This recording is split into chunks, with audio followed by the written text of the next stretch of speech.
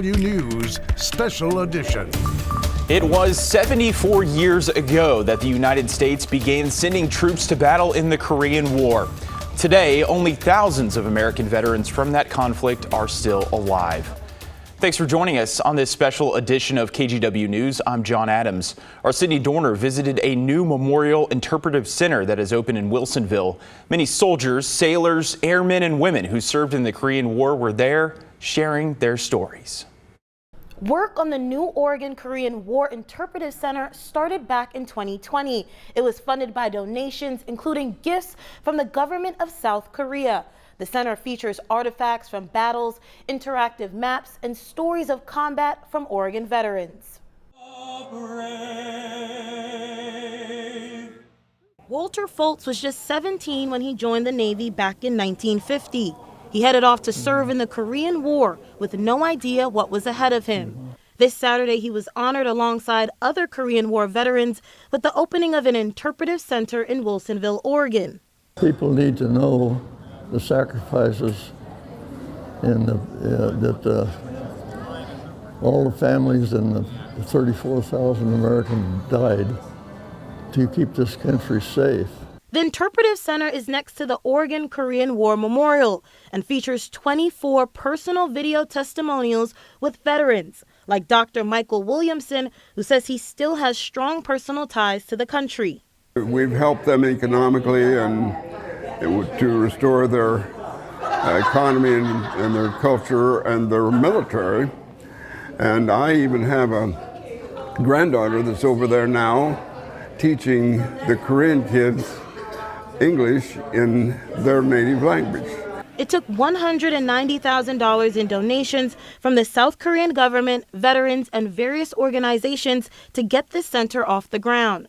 Photos of young men and women who served are on display, maps of battles, and even artifacts of weapons used in the conflict.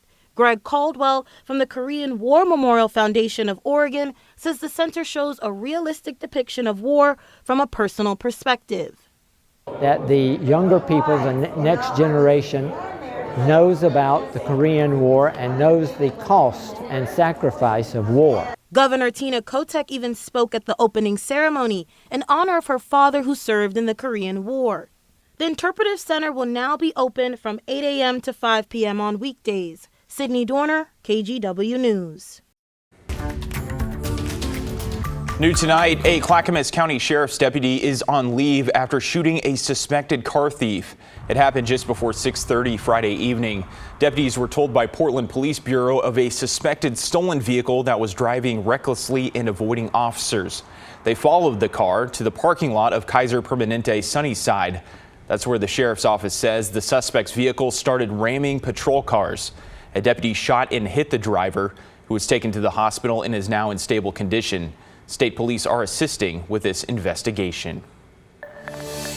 Also new tonight, one person is dead and another in the hospital after a wrong-way crash early this morning. It happened around 1:30 on westbound I-84 at Northeast 162nd. Officers arrived to find both drivers hurt. The driver of the westbound vehicle died of his injuries. Portland police do not know the eastbound driver's condition at this time. And an update to a deadly motorcycle crash earlier this month. Portland police say 40-year-old Devin Ratliff died after his motorcycle hit a car and he was thrown off of it. It happened June 14th at Southeast 82nd and Mitchell. Investigators say Ratliff's speed was a factor in the crash. No one has been arrested. Portland police are looking for more information about an early morning shooting. Officers were called to Southwest 5th in West Burnside just after 1, where they found 2 men with serious injuries. Both were taken to the hospital. No arrests have been made. They're asking people to reach out if they know anything more about what happened. Crews in Central Oregon have been successful in keeping a wildfire from growing. Central Oregon Fire says the Darlene 3 fire in Deschutes County is now 50% contained. It has burned about 3,900 acres. The agency says Friday saw the last night shift, with day crews focused on containing the rest of the fire. Well, turning now to our weather, we saw periods of sunshine earlier today and then some showers moved in. all to start our weekend off. Let's bring in meteorologist Joe Ranieri now. Joe, what's the rest of the evening going to look like and into tomorrow? A few spotty showers, John. Yeah, we definitely saw, some really pleasant weather. And then later on this afternoon, we saw some quick changes. We topped out at 84 degrees. Then as that cold front started to move on shore, we definitely saw our temperatures kind of drop a little bit earlier this afternoon. Right now, though, we're continuing to see some showers. Some of them have been heavy at times over through parts of I-205 earlier this afternoon and over in Clackamas County. You travel south a little bit out of the metro area, you're going to be basically dry the rest of tonight and into tomorrow. But as we go into Sunday morning, we're still going to be dealing with some spotty showers as a week really disturbance moves on shore, bringing in a little bit of widespread showers at times. We really haven't seen much in terms of measurable amount of rain out there today. Just 2/100ths of an inch outside our studios here in Goose Hollow neighborhood. And then going into the early part of the week, we'll start to see a little more of that sunshine. A really pleasant start to the work week. We go sunny and warm, and then we're going to go from sunny and warm to downright hot. So we have that weak system that moves on shore overnight. Morning clouds, afternoon sunshine tomorrow, heating up late next week, and that includes the 4th of July weekend. And there's a chance, John, we could be looking at temperatures approaching record-breaking levels. I'll talk more about that in a few minutes. All right, Joe, we'll want to keep track of that for sure. Thank you. We want to keep you updated on a major traffic closure. This is a live look right now at I-5, which is closed in both directions at Southwest Capitol Highway. The closure is between Terwilliger Boulevard and Capitol Highway. That means you won't be able to get onto I-5 South starting at the 405 ramp near downtown Portland. And for those heading north on the on-ramps, they will start to close at Cruz Way and Lake Oswego. ODOT says they'll need the time without traffic to repair a freeway overpass.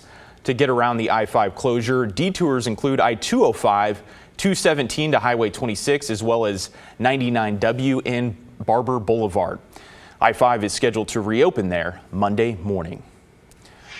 The Hood River Bridge will remain closed until at least Sunday. It's after a semi-truck carrying an excavator hit part of the bridge structure Thursday, shutting it down. The Port of Hood River says it's now working with an engineering firm on repairs and plans to have the next update after a meeting on Sunday morning. For now, this means drivers looking to cross the Columbia will have to head to either Cascade Locks or the Dalles. We continue to follow a landmark decision from the U.S. Supreme Court. Justices ruled 6-3 that regulations and enforcement around homeless camping do not constitute cruel and unusual punishment. This case originated in Southern Oregon in Grants Pass and could have major implications when it comes to laws around camping and the consequences for violating those rules. Though, as Blair Best explains, some say Oregon state law is now standing in the way. Early Friday morning, the U.S. Supreme Court decided punishing people for sleeping outside when there is nowhere else to go does not violate the Constitution, a move one might think would radically change how Western cities respond to the homeless crisis. But not exactly, especially here in Portland. We still have to comply with the state law. That state law is House Bill 3115, requiring Oregon cities to create their own rules around homeless camping, and they must be reasonable, taking into account available shelter. Then the question for the legislature is, do they then want to revise or get rid of House Bill 3115? A Portland City Commissioner and mayoral candidate Rene Gonzalez says if elected, he would push the state to be more in line with the Supreme Court ruling. Huge problem for the city of Portland. Really need Governor Kotek and the state legislature to fix their mistake here. It doesn't appear Governor Tina Kotek will be doing that anytime soon. Her office sent KGW the following statement Friday, saying, regardless of the court's decision, we must do all we can to address homelessness. This includes addressing the primary driver of homelessness, our lack of affordable housing. A Portland City Commissioner and mayoral candidate Carmen Rubio, recently endorsed by Governor Kotek, held a similar stance, saying in part, quote, we must continue to think big and keep stepping up housing production.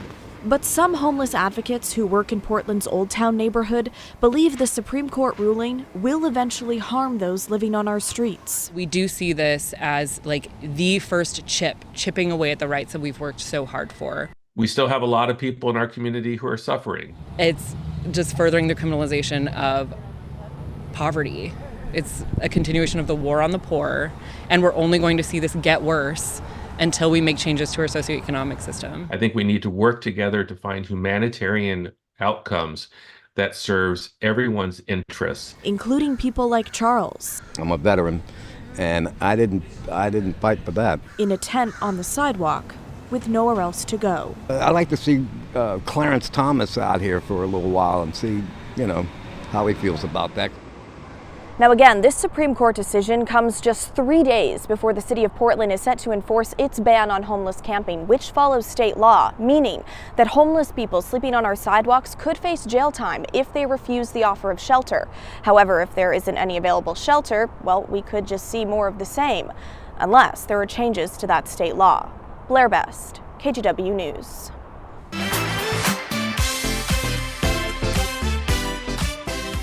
Celebrations continue to be held across the state for Pride Month. One of the latest happened earlier this afternoon in Tigard. The city partnered with the Tigard-Tualatin School District to hold a Pride Parade. It went down Durham Road, ending at Tigard High School. Featured in the parade were a number of organizations coming from Portland wanting to show their support. The smaller communities don't have as much representation. There's a lot of children, especially, who don't feel seen. And being here and letting them know that it's good to be out and proud and that there are people that support them. After the parade, the city held a festival with activities, vendors, and live music. Today, a small family-owned bakery in Southeast Portland made its final sales. Today was Jaka Bakery and Chocolatier's final day after nearly 40 years along Southeast Hawthorne. The business, known for wedding cakes and desserts, is shutting down. The bakery announced back in September that declining sales in the pandemic forced them to close. Initially, they thought they would close a month later, but the community helped keep their doors open for a few more months. I just came here to support and show them that they're very well loved by the community. This is the best bakery in town, period. Doesn't matter where else you go, it ain't gonna get better.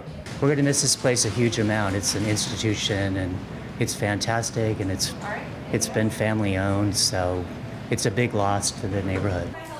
Employees there told us the line was out the door before they opened this morning.